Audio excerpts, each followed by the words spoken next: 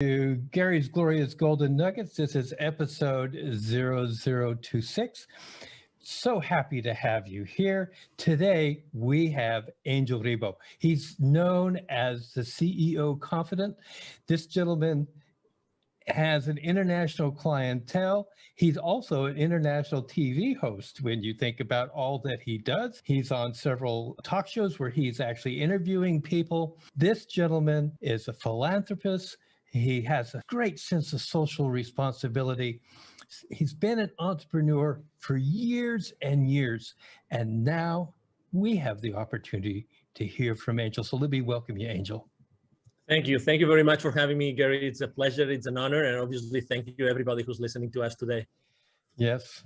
Thank you, folks. We really appreciate you being here. I'm going to start right off, Angel. Totally. What do you wish you had known before you became an entrepreneur? To take action faster than I did. Oh my God. You know, I was so confused. It's a great question. I still remember, I will never remember, obviously. I will never forget, the first day as an entrepreneur, right? I mean, I was extremely blessed. I had a great jobs, and my company was kind enough even to put the severance package in place. And I had this outplacement company helping me in case I wanted to have another job. They already knew I wanted to become an entrepreneur. But hey, I mean, so much support and so many things, to be honest. Sometimes I think it was just counterproductive, you know, because I was always like, okay, so I have all those resources and then I have all these different options. I've done so many things and I have this route that I could go. I have this route that could provide this service, this other service. And yet, literally, I wish I had taken just one route and started like hitting hard in that direction. Definitely. That's definitely the thing that when I think back, I would have liked to know and change. And that's probably why I came out with this mantra, which is the main mantra for me and for my clients, which is taking perfect action now. Taking perfect action now. That's my main mantra.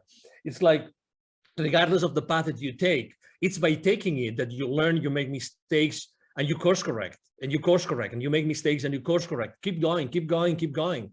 You know, all the things will show up while you do it. It's not that you have to be insane. It's not that you have to be blind. Obviously, you have to be listening and you have to be analyzing what's going on around you. But, you know, it's like, I remember having this conversation with the director for the accelerator of the Babson College in Boston, in the Boston area. Probably you know, guys, that Babson is the #1 consistently. They deliver the #1 entrepreneurial degree in the country, if not in the world, consistently. And she was telling me right now, and that was 5 years ago, right now, in order to make a startup disruptive, we only need $10,000, $15,000. 5 years ago, we needed $200,000, $300,000. That's why the faster you go to the market, the faster you will see what you have to do to provide a better service to your audience. So, oh my God, I wish I had known that in 2016. Thank you for asking, Gary. You know, I love that because I've always lived by the mantra myself that says, anything worth doing is worth doing poorly in the beginning. You know, just keep going on it. Absolutely. And you know, you and I probably believe that there's no really such thing as failure. There's success, but there's learning experiences along the way. And there's times when your goal is not met. So when you've had those moments where the outcome wasn't what you expected it to be, what was the greatest one of those in your opinion? And what did you learn from it? Actually, probably it was when out of the blue and through a personal connection, a company, an entertainment company from Spain came to me or called me and say, hey, we are the owners of such a TV network. We are in Spain. We're going to fly to Los Angeles in a couple of weeks. We would like you to be there because we would like to make you an offer. We would like you to help us develop their business. I had no idea, absolutely no idea about their entertainment business, nothing.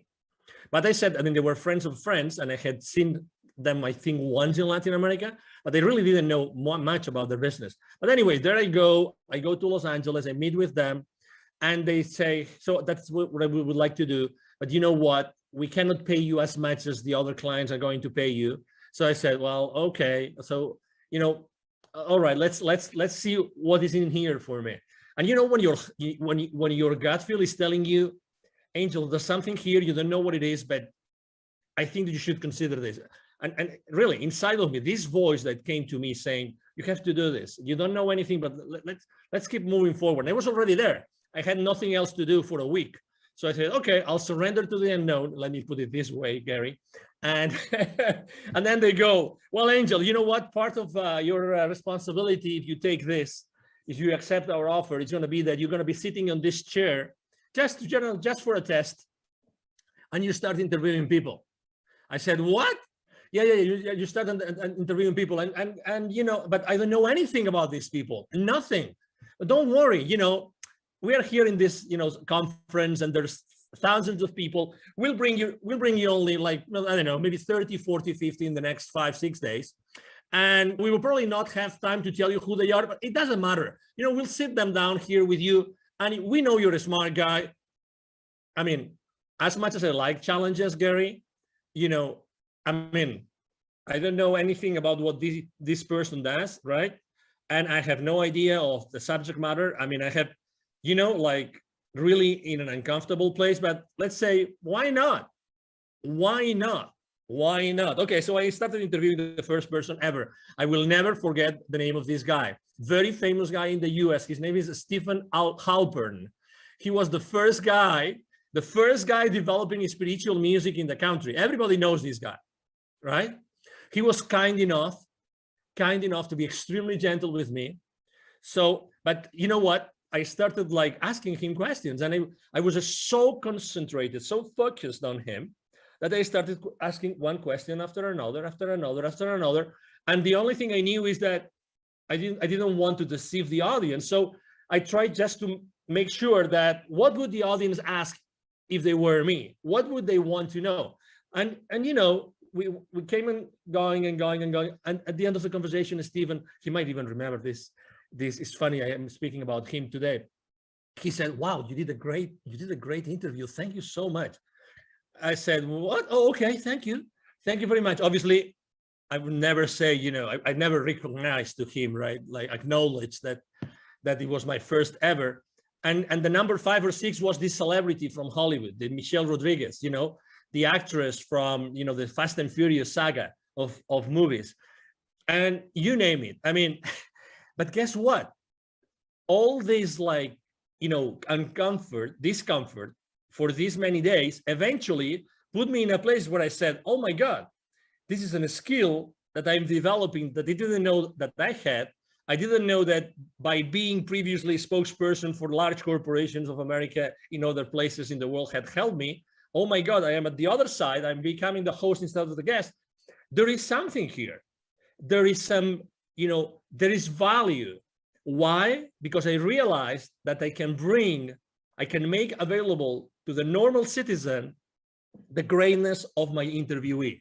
And this is priceless. This is priceless. So this is probably one of the stories that I think that I wanted to share after your question, Gary. I will tell you, Angel, what I love the most is if the audience is sitting here and they haven't been pelted by your golden nuggets, they're not listening. I mean, it's just one after another. It's like a machine gun going off. Boom, boom, boom. Thank you. Thank you. I love it. So what advice would you give somebody who's saying, okay, I want to be an entrepreneur, but what do you suggest? What would you say to them? Yes, you know, I think that we live in a very important moment in history. Obviously, it's now March 2021. In the upcoming weeks or months, this will be, this interview will be published. So it's a very important moment in life, and it's not a coincidence that we are living this moment. Okay, so I would like to just make sure that you understand what this means. Okay, so the world is what it is, and we are here, all of us, to play a role, like it or not. Okay, we are playing a role in the new world that we are creating. Okay, so that's number one. Number two, I was blessed enough last year of delivering a couple of webinars to the local, business accelerator communities here in Dallas, Texas, and both were about the following subject, which is pivoting in times of crisis. Pivoting in times of crisis. And after doing those two webinars to the local entrepreneurs and startup CEOs communities, I would say one thing: we all have this incredible talent. We all have this unstoppable divine force inside of us, that allow us to provide a unique service to the rest of the world, okay? Nobody has had the same life that you, listener, has had. Nobody. So you are unique. So even if you think, oh, there's going to be so many other coaches, so many other, consultants, so many other people making the same product, not a chance. That's not true. Nobody is able to provide the value, the wisdom, the teachings that you bring to the world just because you have had your own life and you have had your own experiences. That means by default, by definition, that means that there's going to be in the world an audience that is just waiting for you to show up and to give that value to them. So when I was telling these guys, going back to the story of the webinars here about, pivoting in times of crisis, there's four things that I would like to tell you. Number one, you already know that you have passions, that, there's something that you are enthusiastic about. Number two, there's always friends of you or relatives or colleagues that tell you you are an expert on something. You always come to you for something. Number three, the market is always going to need what you are willing to share with them, as I said before. And number four, and that's the only question maybe you have to ask, is the market willing to pay for it? Yes or no? If the answer is yes, and 95% of the occasions, yes, the answer is yes, then you have a business. So again, don't be fearful. I know you are on the fence, and I just answered a question saying, what was the main mistake I made is being on the fence for too long, right? So I know you are on the fence, but at the same time, know that there's people out there waiting for your message, and they will never go, and they will never move hiring someone or paying for someone's services unless you show up and they resonate with you. They're waiting for you there. That's why I think, sometimes people, I remember when I was training salespeople, I've trained literally hundreds of salespeople, and I remember training them. And in the first training session, most of the people would tell me, hey, sir, hey, Angel, but what happens if I run out of leads? If I run out of leads, how am I going to make my quota? I would always tell them the same thing, always, to all of them. Okay, so whenever you run out of leads, please come to me, and I will give you another list of 1,000 additional leads that you can call onto. What I'm trying to say is that we have those limiting beliefs that we think that we are limited, we are in a box, and we are competing against the rest of the world, when everybody knows already that the wealth is in the follow-up, that nobody follows up. So there's always wealth for everybody. There's always, services that you can provide and people that will pay for you. It's collaboration that we have not been taught. That's why we are being taught all the time about competition, but the reality is that there's wealth for everybody. And if we learn to collaborate as opposed to compete, you will feel much more comfortable, and we will all make a nice living. All of us, no exception. I fully agree. And I thank you so much. Again, I hope you guys got another dump truck to fill up, because this guy is just going to give you golden nugget after golden nugget. So let's just talk about resources. Now, resources can be people, books, relations, etc. Can you just name three that have really influenced you in your entrepreneurial pursuits? Yes, I would say number one, when I was in corporate America and I was in charge of, let's say, business development for many different areas in the world, I was very lucky because regardless of my own sales team, I was always working in what is called like indirect sales models. Indirect sales models means that the companies I was working with, we were going to the market and selling through resellers, through partners, and this kind of, intermediaries, let's put it this way. That was a great blessing. Why? Because I became the most trusted advisor of all those companies. Guess what? The leaders of those companies and the different employees, they were pure entrepreneurs. They started their companies small, and they wanted to thrive, and they wanted to make a lot of money out of the margins that we were giving as the vendor, right? So that's the number one thing. Resources, people that I always was working with, and I was always working with partners. That's why I talk about collaboration all the time. So number one, resource, partnerships, collaborators, resellers, distributors, you name it. Look for something, someone, companies, people that can go to the market, help you go to the market. That's number one. Number two, speaking about books, I'm not going to be very, let's say, very conventional with my answer about books, because I would say that probably the books that have influenced me the most have been more spiritual books than business books. But had I not read this book, and I'm going to mention just one of them, I would have never done what I have done, and I would have never moved from Europe. And it's a book considered, it's a fiction book. It's a history, or excuse me, the story about a series of scrolls and revelations from the Amazonian, forest in Peru. The book is called The Celestine Prophecy by James Redfield. Had I not read that book, which was like, of course, I knew that already, but I would never say this aloud. This is, I would be embarrassed of sharing this with anybody, but I was reading the book and every single page was like, oh my God, yes. Oh my God, yes. I always had this feeling inside, but I never was able to formulate it properly. I was never able to say, oh yes, this is like this. Exactly. So, and why is this book so important? It was so important for me because that's the book that when I finished reading it, I said, I have to go from Europe. I am originally from Barcelona. I was living in the UK at that time. I said, I have to move from Europe to the Americas. I don't know why nor how. It doesn't matter. I'm going to go back to London and I'm going to ask my managers, my supervisors, hey, I would like you to relocate me to Latin America to work. I don't know why, I just want to go, right? And they told me, no, you're crazy. Why would you go from this, amazing job in this amazing country, making so much money, to a third world country? You are insane. But anyway, I took my chances and I did it, and I'm glad I did it. And that's the second resource, right? And the third resource, it was going to an event. And I go to a lot of events, but this event really changed me. And although I burned my feet and that event, and now I'm giving you a clue that what event I went, and and nobody burns their feet, only the ones who are not engaged. And I was one of them. Okay, I don't mind saying it and sharing it with the world. I went to a Tony Robbins event and I burned my BLOODY feet. Okay.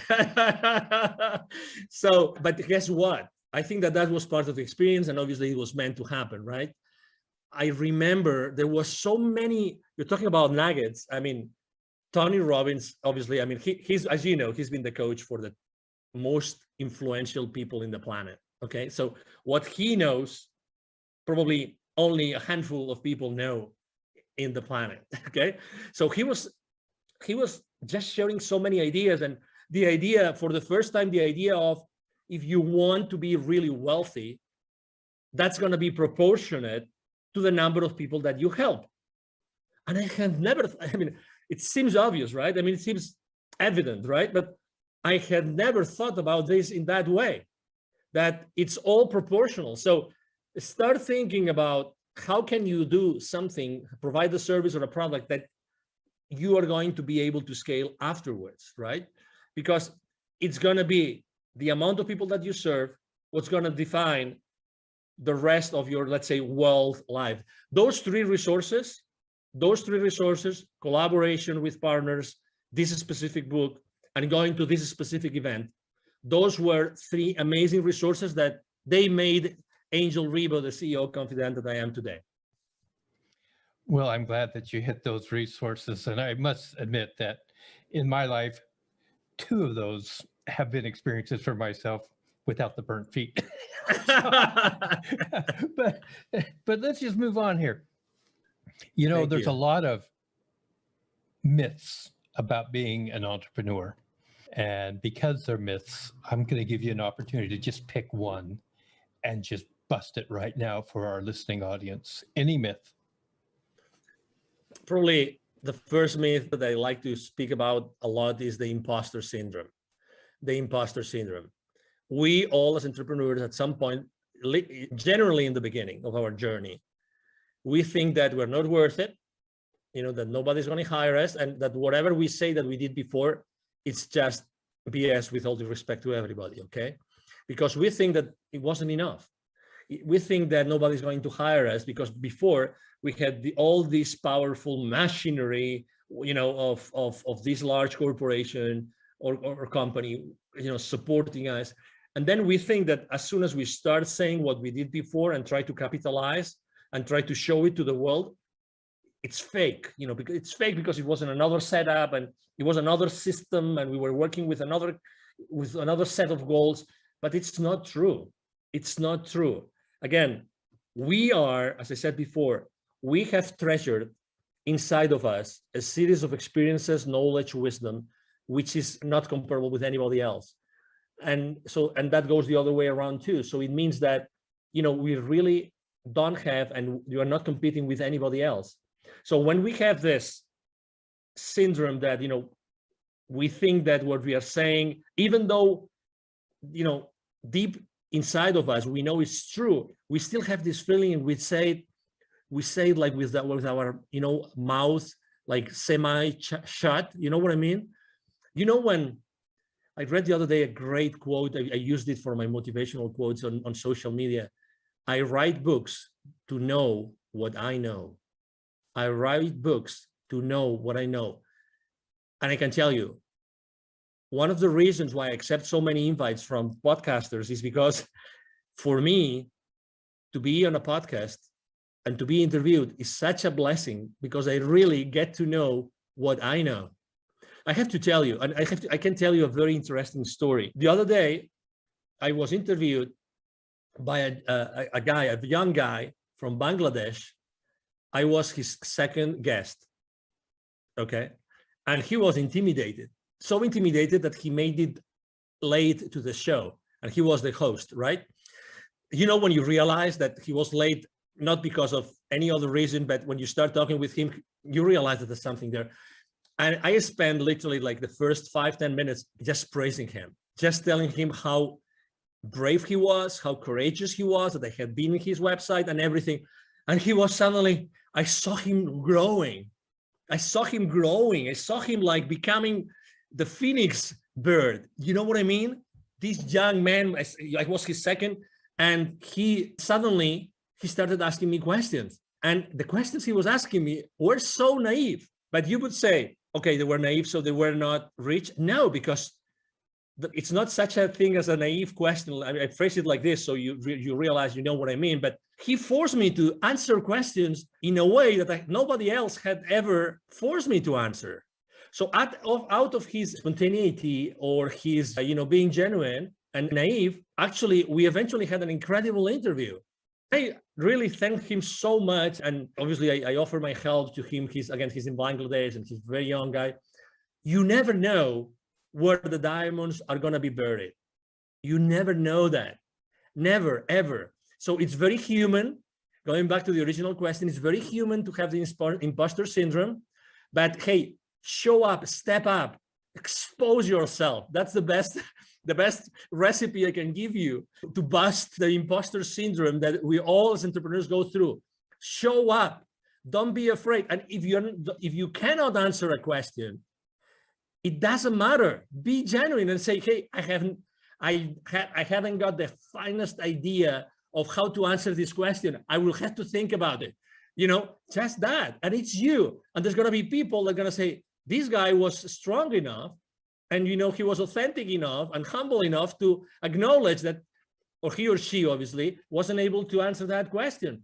And that's part of who you are. And again, I'm sure that for the next interview, you will be able to answer this question and many others, because you probably will have done some homework, but I really like this, like as to be busted, because we all go through it. It's a limiting belief, and it's so not true. So not true, Gary. I really appreciate that. And one thing that I know from our brief interactions with each other, you are a master at building other people. You are a master at helping to establish confidence in what people have to offer. So I really appreciate that aspect of you from my point of view. Now, I'm going to change up a little bit, because I'm not going to ask the next question I normally ask. We talked about social responsibility. I'd like you to talk about your point on social responsibility as an entrepreneur. Yeah, there was a time in my life in which I said, if not me, who? And you will understand why. If not me, who? I had this question inside of me, if not me, who? when I was in Latin America, I lived in Latin America for 10 years, and I was working with Latin America for 15 years. And I was going there so often. I was always dealing with, we were doing consultative selling to large corporations present with their subsidiaries in Latin America. And every time I was going to see their plants, the manufacturing plants, they would typically be in the outskirts of big cities, suburbs, rural areas sometimes. Every time I would go to those places to meet with the CEO levels, to close some deals, every single time outside those plants, there would be a lot of poverty, because that's where poor people live. They live in the outskirts of the cities. And every time I would go to those places with my rental car, they would ask me, hey, senor, would you like to buy some gum from me, some candy, a bottle of water? Can we keep your car safe while you are inside? So I was always interacting with kids, And it reached some point before leaving, and actually that was one of the reasons why I left corporate America, in which one day I had this incredible experience in which I saw very clearly that I had this connection, this continuous, possibility to talk to the top guys in the continent, and at the same time being able to see so much poverty. And I saw very clearly, if I'm not the one connecting those two dots, who's going to do it? Who is more? Who can show more, like the experience reaching out to the top and being able to deliver to the bottom through my entrepreneurial career? And I can teach entrepreneurship to these kids in need in Latin America. That was the aha moment. That was, and again, it came very, it was an impactful moment in my life, but I was, one of the saddest things in life is that we become, how is that, too familiar with the misery. We become too familiar with problems that we don't pay attention to. And the more they show up, the more insensitive we become. We become insensitive to people that are really in depth, in deep problems. And let me tell you an example. Just in Latin America, there's 170 million kids in 2012, according to UNICEF. 81 million kids live in poverty in Latin America. 81 millions. Okay, so the population of the US is 350 million roughly. 81 million kids in Latin America live in conditions of poverty. 22 million don't have drinking water at home. 22 million. And that was from 2012. I can't imagine now, after everything that's going on in the world, I can't imagine. So that's why in 2015, after I had this experience, we gathered a team. I'm the co-founder of Wisdom for Kids. And what we do is we help underprivileged kids in Latin America become entrepreneurs using the local resources. And you see, it's like, Gary, it's like for my entire life, I was preparing for this. Isn't it crazy? It's like I had learned all this entrepreneurial stuff and connecting to all these people and knowing how to reach out to them, blah, blah, blah. All this, like, there was a plan behind it. Someone had been working on that plan for me to be able eventually to do that. That's why I was asking myself, as I said in the beginning, if not me, who? Who's going to do this if it's not me? Who is more, prepared to do this? And I felt immediately, the responsibility in a good way, because going to Latin America and teaching kids entrepreneurship is just a blast. It's a big blessing, as you can imagine, Gary. I just am so overwhelmed with the things you've just talked about. Thank you. This is why I love doing what I do when I get to talk to people like this. How can people contact you? Thank you. So I'm very active on social media. I'm blessed with having a great team that helped me do that. Otherwise, I wouldn't be able to do it. I thank my team every single day. I am the most active network I am on social media outlet is LinkedIn, the professional network. You can message me there and you will see me there. Angel Ribo, Ribo spelled like R-I-B-O for the ones that don't see the video of this interview. My brand is the CEO Confidant. And I'm going to give you also my direct email address. Either my team or myself, we answer all the emails we receive every single day. It's very easy. The email address is extremely easy. Angel, as in heaven, A-N-G-E-L, @angelribo.com. My last name is Ribo, R-I-B as in boy, O. So my email address again is angel@angelribo.com. You can reach me there, and it will be a pleasure for me to interact with you and engage in a conversation. Ladies and gentlemen, we'll have all that information in the show notes. So if you're driving, continue driving. Don't try to pull over to the side of the road and try to write it all down now. So yeah, just go ahead. Now, Angel, I always give every guest 2 uninterrupted minutes.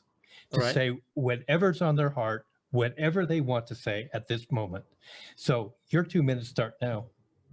I believe that the last 12 months have been really probably the most challenging, months in our lives, right? Maybe the people that were when they were young, they were maybe in a war, maybe that those were the most challenging for them. But regardless, I think that those 12 months have taught us something which is extremely important for all of us, which is connection.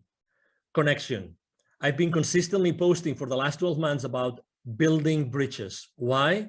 Because I've seen in so many outlets, in so many instances, face-to-face or online, people disconnecting, unconnecting.